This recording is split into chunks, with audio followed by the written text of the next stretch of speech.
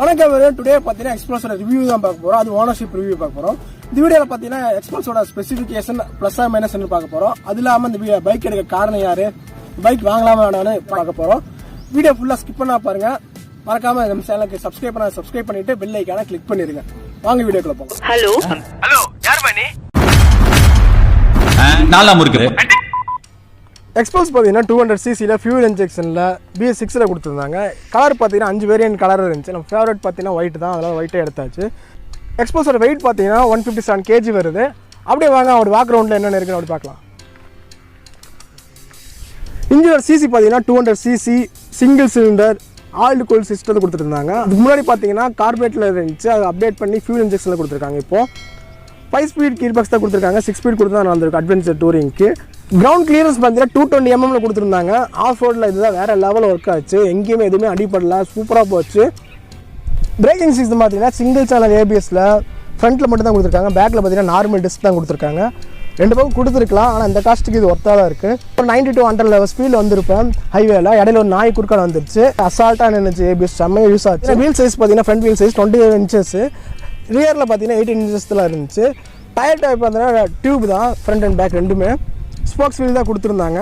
Front suspension பார்த்தீங்கன்னா டெலஸ்கோப்பில் கொடுத்துருந்தாங்க. பைக்கோட ஹைலைட்டாக சொன்னால் சஸ்பென்ஷன் சொல்லலாம். ஃப்ரண்ட்டில் வேறு லெவலில் இருக்குது. பேக்கில் பார்த்தீங்கன்னா மோனோஷாக் கொடுத்துருந்தாங்க, 10 step அட்ஜஸ்ட்மெண்ட். அதை விட ஃப்ரண்ட் தான் வந்து வேறு லெவலில் இருக்குது. அது யூஸ் பண்ணால் தான் தெரியும். இண்டிகேட்டர் பார்த்தீங்கன்னா ஆலஜனில் கொடுத்துருக்காங்க, எல்இடியில் கொடுத்துருக்கா பெட்டராக இருந்திருக்கும். ஹெட்லாம்ப் பார்த்தீங்கன்னா எல்இடி தான் கொடுத்துருந்தாங்க. நைட்டில் பார்த்தீங்கன்னா சுத்தமாக தெரியல, இது கொஞ்சம் ஒஸ்ட்டாக இருந்துச்சு. அதுக்கு பதிலாக தான் எக்ஸ்ட்ரா ஆட் பண்ணியிருந்தேன் ஃபாக் லேம்பை. அதுக்கப்புறம் பார்த்தீங்கன்னா இன்ஸ்ட்ருமெண்ட் கிளஸ்டரில் பார்த்தீங்கன்னா ஃபஸ்ட்டு வந்து டேக்கோமீட்டர் கொடுத்துருக்காங்க, அப்புறம் ஓடோமீட்டர் கொடுத்துருக்காங்க, ஸ்பீடோமீட்டர் கொடுத்துருக்காங்க. அதுக்கப்புறம் பார்த்தீங்கன்னா எத்தனை கீரில் போகிற அந்த கீர் அது பார்த்துக்கலாம். அப்புறம் டைம் இருக்குது, அதையும் பார்த்துக்கலாம். அப்புறம் வந்து சைட்ஸ் இண்டிகேட்டர், அதுக்கப்புறம் லோ பீம் ஹை பீமு, அப்புறம் ABS சென்சார் கொடுத்துருக்காங்க. அப்புறம் வந்து இண்டிகேட்டர் லெஃப்ட் அண்ட் ரைட் இண்டிகேட்டரோட சென்சார் கொடுத்துருக்காங்க. ட்ரிப் மீட்டர் கொடுத்துருக்காங்க, ட்ரிப் 2 வரைக்கும் இருக்குது. அதுக்கப்புறம் இது ப்ளஸ் என்ன பார்த்தீங்கன்னா நம்ம வந்து பைக்கில் வந்து ப்ளூடூத் எனேபிள் பண்ணிக்கலாம். ப்ளூடூத் எனேபிள் பண்ணிவிட்டு 10/10 நேவிகேஷன் பார்த்துக்கலாம், மேப் பார்த்துக்கலாம். அதுக்கப்புறம் பார்த்தீங்கன்னா எக்கோ மோட் கொடுத்துருக்காங்க. இன்ஸ்ட்ருமெண்ட் கிளஸ்டர்லாம் டிஜிட்டலாக சூப்பராக கொடுத்துருக்காங்க. டேங்க் கெப்பாசிட்டி பார்த்தீங்கன்னா 13.5 liters கொடுத்துருந்தாங்க. மைலேஜ் செக் பண்ணது பார்த்தீங்கன்னா சிட்டிக்குள்ள வந்து 1 liter அடித்து செக் பண்ணது பார்த்தீங்கன்னா 35 கொடுத்துச்சு.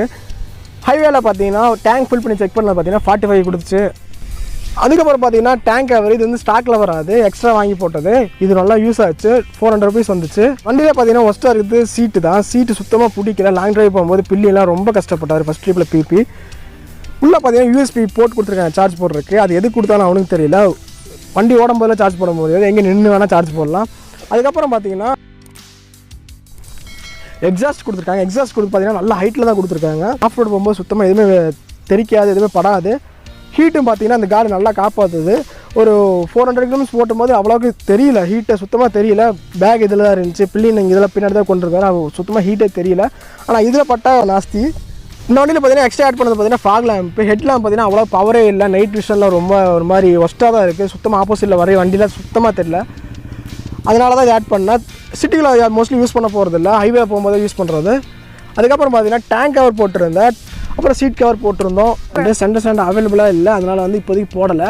அதுக்கப்புறம் பார்த்தீங்கன்னா ஹேண்டில் பார் ரைசர் மாற்றணும், ஆனால் அப்பர் பொசிஷனில் வரும். ஆஃப் ரோட் போகும்போது நின்றுட்டு ஓட்டுறதுக்கு சூப்பராக இருக்கும். அவ்வளோ அதை இப்போதைக்கு கொஞ்சம் மாடிஃபை பண்ணால் போதும். மற்றபடி எதுவும் பெருசாக பண்ண வேண்டிய. ரைடிங் பொசிஷன் பார்த்தீங்கன்னா அப்பர் பொசிஷன் தான் இருக்கும். இதுவெல்லாம் ஹேண்டில் பார் ரைசர் போட்டால் இன்னும் கொஞ்சம் அப்பரில் வரும், நல்லா இருக்கும், செம்ம கம்ஃபர்ட்டில் இருக்கும். அது நெக்ஸ்ட்டு அதை ட்ரை பண்ணணும். அதுக்கப்புறம் பார்த்தீங்கன்னா டாப் ஸ்பீட் பார்த்தீங்கன்னா 123 போயிடுச்சு. அதுக்கு மேலே ட்ரை பண்ணல. இந்த மாதிரி குட்டி குட்டி பாத்தில் போகும்போது பார்த்தீங்கன்னா ஃபீலே ஆகாது. நார்மலாக ரோட்டில் போகிற மாதிரி தான் ஃபீல் ஆகும். மற்ற வண்டி கம்பேர் பண்ணும்போது இது அதுக்கு தான் கொஞ்சம் ஸ்பெஷலு. ரோட்டில் போகும்போது நீங்கள் எதுக்குமே கவலைப்பட வேண்டியதில்லை, போய்கிட்டே இருக்கல ஒரே ஃப்ளோவில்.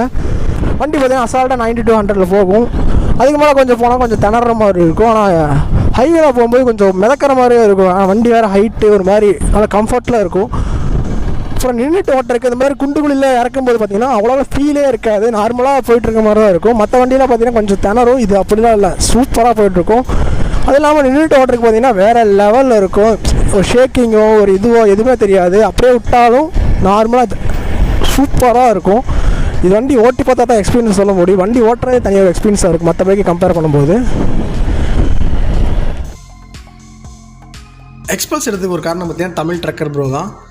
அவர் வீடியோவில் கர்நாடகா ட்ரிப்பில் பார்த்தீங்கன்னா வண்டி குதிச்சு போயிட்டு இருந்துச்சு. அது என்ன வண்டின்னு தெரியல. பார்த்தா எக்ஸ்பல்ஸு.